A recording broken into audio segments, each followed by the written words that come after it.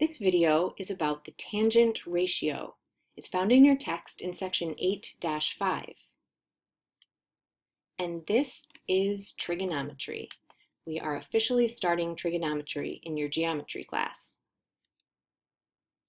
So why even learn about trigonometry? Well, before there was GPS, sailors could locate themselves in the open sea using only a sextant, this thing here, or here's a picture of a real sextant, and trigonometry.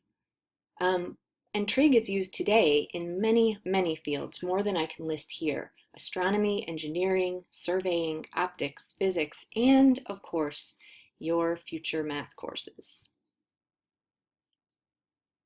Okay, first of all, let's think about what we know already about two similar triangles.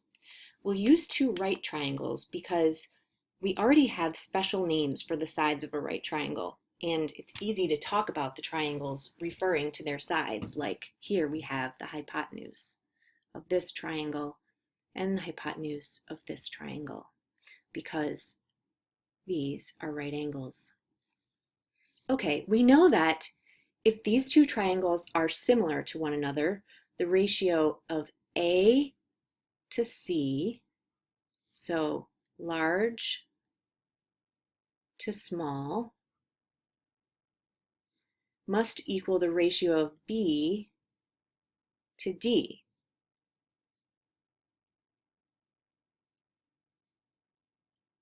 And that is what I've written here. A over C equals B over D. Now, if we cross multiply, as we've learned to do, we have AD on one side and BC on the other side of the equation.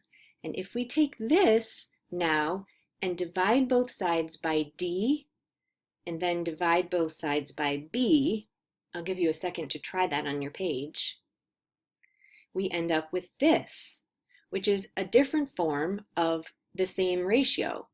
But now we have A over B. So we are directly comparing two sides of one triangle. We're comparing this ratio to the ratio of C to D, which is two sides within this triangle.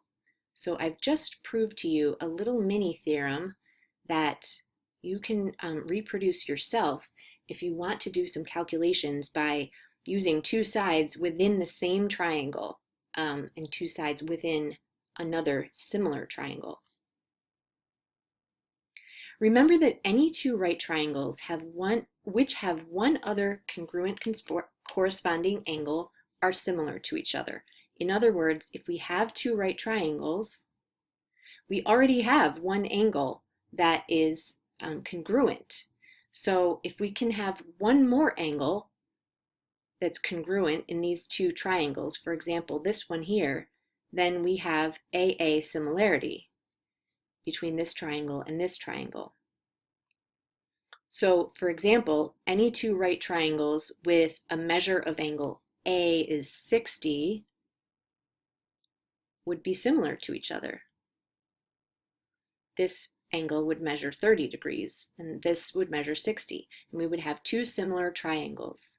And thus, the ratio of A to A prime, that's the old way of doing things.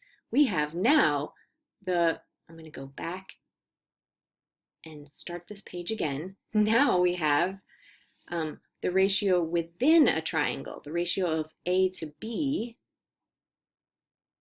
is equal to the ratio of A prime to B prime.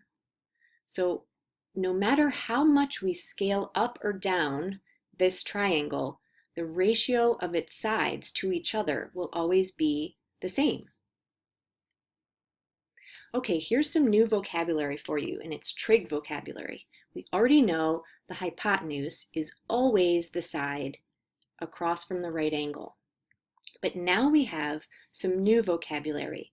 Opposite to angle A means the side that we would hit if we came out from angle A. We would hit the opposite side here. And I've made big A the name of the angle and little a the name of the side opposite big A. And that's kind of a convention that mathematicians sometimes use when talking about triangles. Okay, adjacent means right next to. So the adjacent side, little b, is right next to angle A. In fact, it's forming part of angle A. It's touching angle A. So we call B the adjacent side. Okay, and from now on, we're going to abbreviate saying the measure of the opposite leg to just saying opposite. The measure of the adjacent leg, we can just say adjacent, or the adjacent. The measure of the hypotenuse, we can just say the hypotenuse. That will save us some words. Okay, this is a trig vocabulary word that we're seeing for the first time. The tangent of angle A is something. We say that when we talk trigonometry. And what do we mean when we say the tangent of angle A is some number? What does that number actually represent? The tangent of A equals some number. What does that even mean? Well, the number represents a ratio. And to understand what ratio that is, we have to first imagine that angle A, the angle we're talking about, is part of a right triangle. Not the right angle, but we imagine that angle A is one of the other vertices of a right triangle. Then we look at the ratio of the opposite side to the adjacent leg here. The opposite leg over the adjacent leg. So we say opposite over adjacent, or little a over little b in this case, is the tangent of angle A. Example 1, let's express tangent of R as a ratio. Okay, here's angle R. We're dealing with a right triangle so that we know we can talk about tangents. The side that's opposite R is 3. So the tangent is opposite over adjacent. That's the definition of tangent of R. The opposite side measures 3, and the adjacent side is the one that's forming part of angle R, measures 8. So we've expressed tangent of R as a ratio. You try this one. Express tangent of R as a ratio. Let's do another example. We're asked to find the value of x to the nearest tenth. And we're told that we have to use the table on page 311.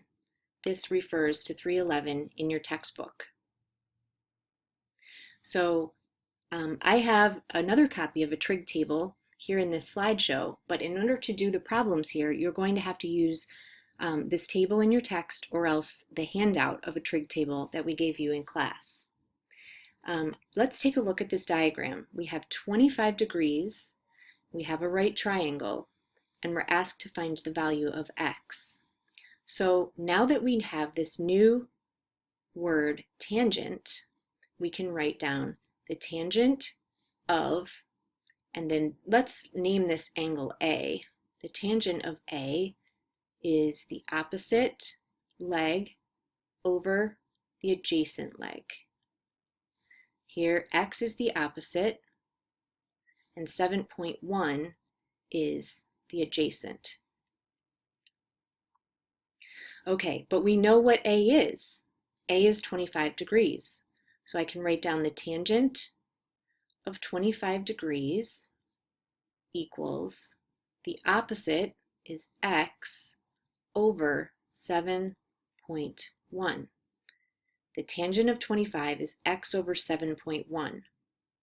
I'm solving for x here, so I'm going to multiply both sides of this equation by 7.1. Now this might seem strange to you at first to be multiplying 7.1, excuse me, I wrote that wrong, multiplying 7.1 by this big word that says tangent 25.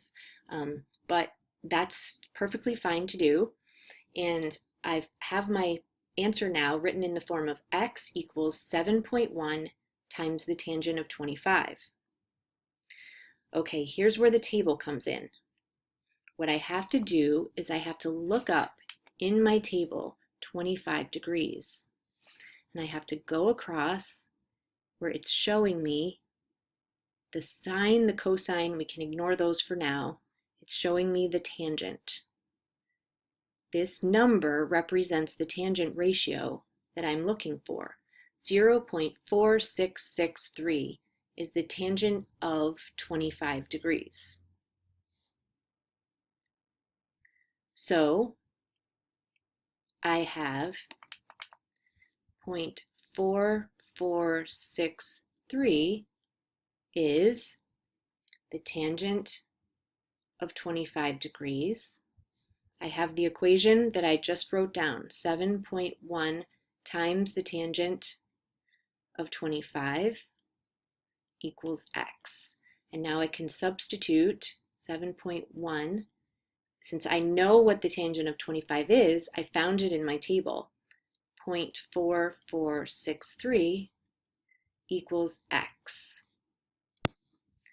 My calculator tells me that this number here is 3.16 and some more digits, but we're asked to tell our answer to the nearest tenth.